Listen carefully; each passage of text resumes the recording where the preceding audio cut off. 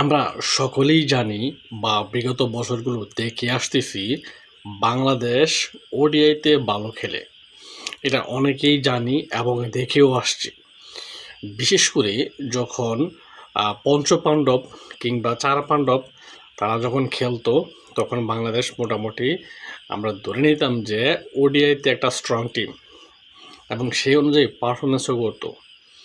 কিন্তু বর্তমানে দেখা যায় যে বাংলাদেশের ওডিআই র্যাঙ্কিং আজকে একবারে তলানিতে নেমে গিয়েছে। তলানিতে বলতে আমরা বুঝি যে সেরা 10-এর ভিতরে রয়েছে বলতে গেলে 10 নাম্বারে রয়েছে।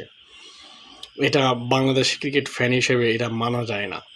খুবই একটা কষ্টকর একটা দিন বলে মনে করতেছি। কারণ গতকাল কি ওয়েস্ট ইন্ডিজ হারিয়েছে পাকিস্তানকে, হারানোর সাথে সাথে বাংলাদেশের র্যাঙ্কিংটাও একদম পিছিয়ে গিয়েছে। তবে এই বাজে পারফরমেন্সের বর্তমানের এই ওডিআই টিমটা বাজে খেলার কারণ কি বলে মনে করতেছেন? আপনারাই বলেন।